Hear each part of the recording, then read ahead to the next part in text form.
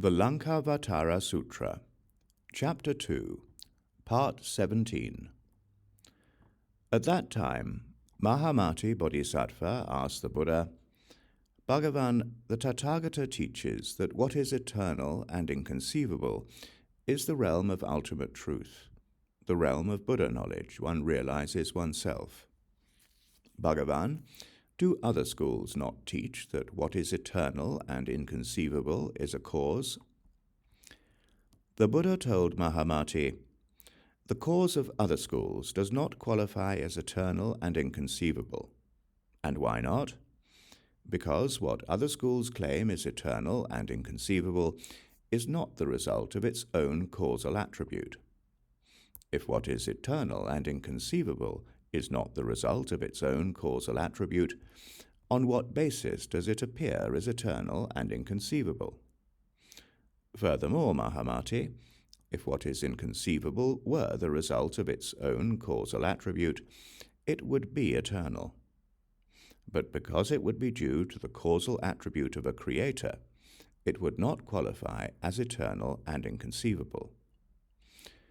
Mahāmati, the reason my ultimate truth is eternal and inconceivable is because ultimate truth is the result of a causal attribute that transcends existence and non-existence. Because the attainment of personal realization is its attribute, it has an attribute. And because the knowledge of ultimate truth is its cause, it has a cause. And because it is beyond existence and non-existence, it resembles what is not created: space, nirvana, and complete cessation. This is why it is eternal. Hence, Mahāmati, it is not the same as the doctrines about what is eternal and inconceivable of other schools. Thus, Mahāmati, this eternal and inconceivable is attained by the personal realization of the knowledge of the Tathagatas. Therefore, the eternal and inconceivable attained by the personal realization of Buddha knowledge is what you should cultivate. Moreover, Mahāmati, the eternal and inconceivable of members of other schools is impermanent, because it is caused by something else, and because it lacks the power to create its own causal attribute. Also, Mahāmati, members of other schools consider their eternal and inconceivable as eternal, despite having witnessed the impermanence of the existence and non-existence of what is created.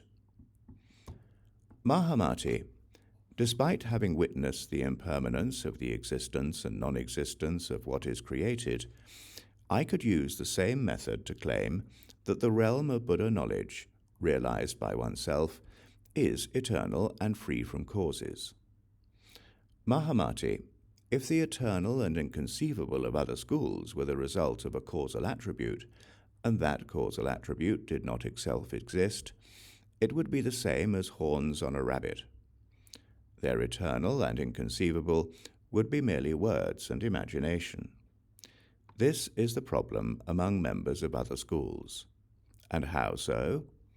Because what is merely words and imagination is the same as rabbit horns, for which a causal attribute does not exist. Mahāmati, what I speak of as eternal and inconceivable is eternal, because it is based on the attribute of personal realization, and because it transcends the existence and non-existence of what is created. It is not in consideration of the impermanence of external non-existence that it is eternal.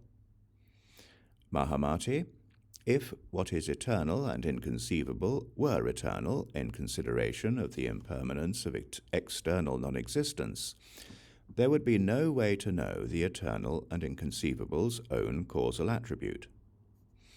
As this distracts people from the attainment of the personal realization of the realm of Buddha knowledge, it is not worth talking about.